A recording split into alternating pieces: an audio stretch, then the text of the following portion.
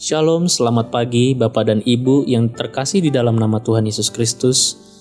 Pada pagi hari ini kita kembali lagi akan merenungkan kebenaran firman Tuhan. Tapi sebelumnya, mari kita berdoa terlebih dahulu. Saya akan pimpin dalam doa, mari kita berdoa. Bapa yang bertata di dalam kerajaan surga, kami mengucap syukur kepada Bapa atas kasih-Mu bagi kehidupan kami sampai detik ini.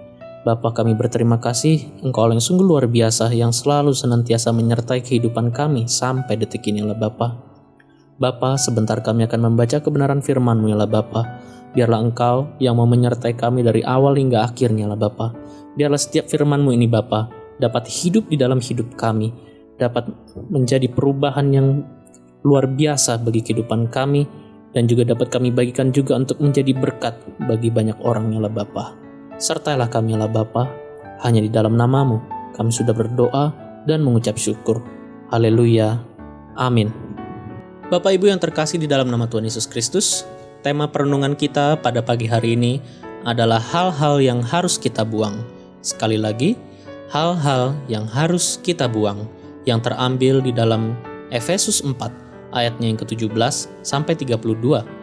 Namun kita hanya akan membaca ayatnya yang ke-25 sampai ke-26. Demikian bunyinya. Karena itu buanglah dusta dan berkatalah benar seorang kepada yang lain, karena kita adalah sesama anggota. Apabila kamu menjadi marah, janganlah kamu berbuat dosa. Janganlah matahari terbenam sebelum padam amarahmu. Bapak Ibu yang dikasihi oleh Tuhan, dalam suratnya kepada jemaat di Efesus ini, Rasul Paulus mengingatkan tentang hal-hal yang harus dibuang dari kehidupan orang percaya. Di antaranya adalah, yang pertama adalah dusta, yaitu semua perkataan dan perbuatan yang palsu, bohong, tidak benar, penuh tipu muslihat, atau kecurangan. Sebagai pengikut Kristus, kita harus membuang jauh-jauh dusta. Tuhan menghendaki kita untuk berkata benar dan berlaku benar, hidup sesuai dengan firman Tuhan. Ketahuilah bahwa dusta adalah pekerjaan iblis. Alkitab menyatakan, ia adalah pembunuh manusia sejak semula dan tidak hidup dalam kebenaran, sebab di dalam dia tidak ada kebenaran. Apabila ia berkata dusta, ia berkata atas kehendaknya sendiri, sebab ia adalah pendusta dan bapa segala dusta. Di dalam Yohanes 8 ayat 44. Maukah kita disebut anak-anak iblis? Kalau tidak mau disebut anak iblis, berhentilah untuk berkata dusta.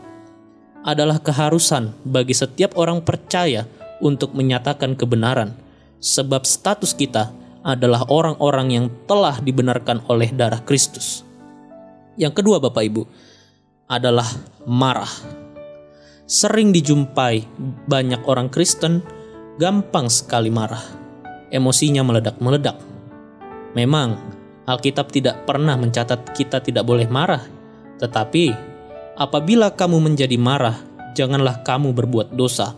Janganlah matahari terbenam sebelum padam amarahmu, dan janganlah beri kesempatan kepada iblis. Di dalam Efesus 4 ayat 26-27. Kelolalah emosi dan kemarahan sebaik mungkin. Sebab kemarahan yang lepas kendali berdampak buruk, bukan hanya terhadap diri sendiri, tapi juga untuk orang lain, menyakiti orang lain, dan merusak suatu hubungan. Betapa penting memiliki penguasaan diri, salah satu dari buah roh, sebab orang yang mudah sekali marah atau terpancing emosi, tanpa melihat sebab musababnya, cenderung terdorong untuk menyerang dan menyakiti orang lain, membenarkan diri sendiri. Inilah celah yang dimanfaatkan iblis. Tetapi Bapak Ibu, ada kemarahan yang justru diperlukan dalam kehidupan kekristenan, yaitu kemarahan terhadap dosa. Ini kemarahan yang bersifat menegur dan memperingatkan sebagai tanda kita tidak mau berkompromi dengan dosa. Jadi Bapak Ibu, dusta dan kemarahan tak terkendali adalah dua hal penting yang harus Bapak Ibu buang dari kehidupan Bapak Ibu. Demikian pembacaan firman Tuhan kita pada pagi hari ini. Amin. Mari kita bersatu dalam doa. Bapa yang bertata di dalam kerajaan surga, kami berterima kasih atas firman-Mu yang luar biasa inilah Bapa. Terima kasih Engkau telah mengingatkan kami lagi Bapa, untuk kami membuang dua hal yang sangat mengganggu kehidupan kami inilah Bapa, yaitu bersaksi dusta dan juga kemarahan inilah Bapa, yang ujung-ujungnya akan menimbulkan dosa inilah Bapa. Biarlah kami membuang kedua hal ini Bapa. Biarlah kami tidak marah tanpa alasan Bapa, tidak marah untuk berbuat dosa ataupun bersaksi dusta ya Bapa kepada orang lain, karena itu adalah celah bagi iblis untuk merusak hidup kami ya Bapa. Bapa, kami juga berdoa untuk sepanjang hari inilah Bapa, biarlah Kau menyertai kami dari pagi hingga malam hari nanti ya Bapa. Biarlah setiap apa yang kami kerjakan, apa yang kami lakukan, apa yang kami usahakan dapat berjalan seturut dan kehendak-Mu dan juga waktu-Mu ya Bapa.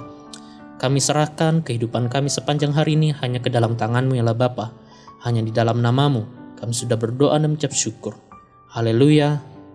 Amin.